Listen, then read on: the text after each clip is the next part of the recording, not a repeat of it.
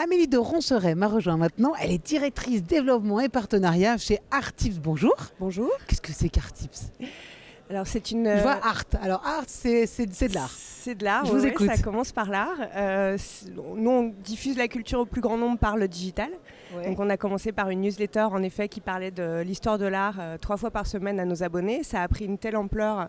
Maintenant on a 400 000 abonnés. On a créé plein de petites sœurs d'Artips, donc Music Tips, Science Tips, Économie Tips il y a 3 jours.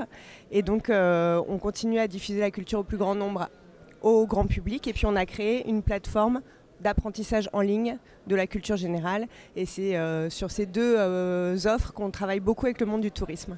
Alors, on a la newsletter, on a la plateforme. Ouais. Expliquez-moi ce que vous donnez en plus. C'est quoi, Alexis? Vous résumez, quand vous dites au plus grand nombre, qu'est-ce que ça veut dire?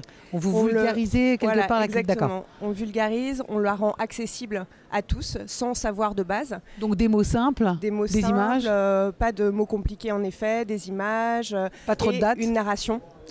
Du storytelling, pas beaucoup de dates, pas beaucoup de noms communs qui ne sont pas connus. Voilà, on explique et on raconte une histoire une fois dans la newsletter et ça on le fait de 1 à 7 fois par semaine maintenant pour nos abonnés en fonction des sujets qui les intéressent. Et on fait la même chose sur la plateforme d'apprentissage vu qu'on granularise le savoir en tout petits bouts. Oui. Pour qu'il soit davantage compris et fait, puisque la plateforme de micro-learning, c'est 8 minutes d'apprentissage par jour. D'accord. Voilà. Alors, comment c'est venu cette idée, Amélie? Vous avez vous-même répondu à un besoin croissant dans votre entourage? Comment ça s'est passé? Nous, on a au départ la fondation d'Artips en avril 2013. On a constaté que la culture mettait pas mal à distance dans notre pays notamment.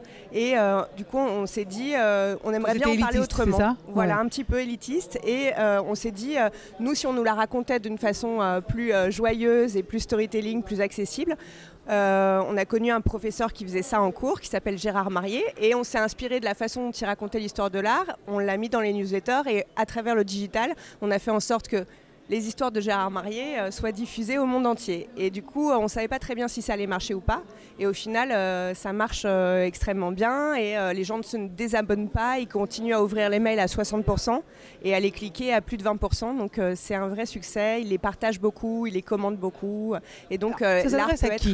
À des plus jeunes, des moins jeunes, tout âge, 7-77? Alors justement, au départ, on était un média jeune public. Et puis au final, on est devenu un média tout public, puisque la pyramide des âges est extrêmement fidèle à celle de la société. Donc au final, des jeunes, des actifs et des moins jeunes, des familles aussi qui les partagent avec les enfants, des jeunes retraités qui se déplacent partout dans la France pour voir ce dont on parle, voilà, et dans le monde entier évidemment. Et alors justement, on va en parler du monde entier. Vous avez donc une newsletter, une plateforme maintenant. What's next? Vous êtes en plusieurs langues, seulement en français?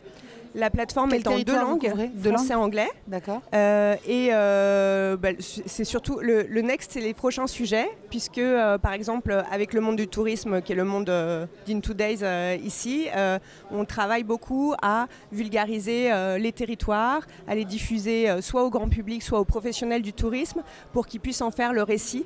Et l'expliquer à tous les touristes qui viennent les voir. Et en France, on sait que toutes les régions sont concernées par ce genre de contraintes et d'objectifs, et notamment la région Provence-Alpes-Côte d'Azur, avec laquelle aujourd'hui on travaille un parcours sur les 3 régions, Provence, Alpes et Côte d'Azur, pour diffuser aux pros du tourisme le meilleur du territoire pour qu'ils puissent le transmettre eux-mêmes à des touristes français ou étrangers qui viennent les voir. C'est une découverte de la France et de son histoire un peu autrement finalement pour l'instant.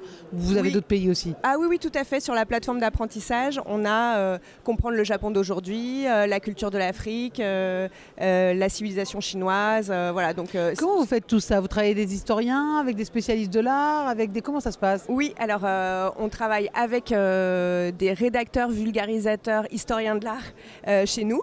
Ça, c'est un job. Et ça, trouver les 3 rassemblés dans les mêmes personnes, c'est pas si facile. Donc on est très heureux d'en avoir presque maintenant une dizaine. Ouais. Et puis effectivement, à l'externe, il y a des experts qui nous aident à valider les parcours et à poser leur label, comme quoi tout ce qu'on raconte est de qualité, vrai et vérifié. Est-ce qu'à force de trop vulgariser, ça ne dénature pas un peu l'histoire?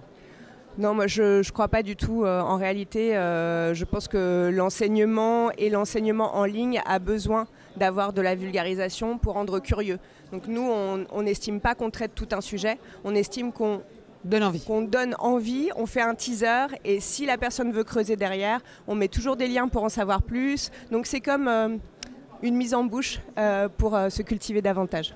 Amélie de Ronceret, donc directrice développement et partenariat chez Artips. Merci beaucoup. Merci à vous.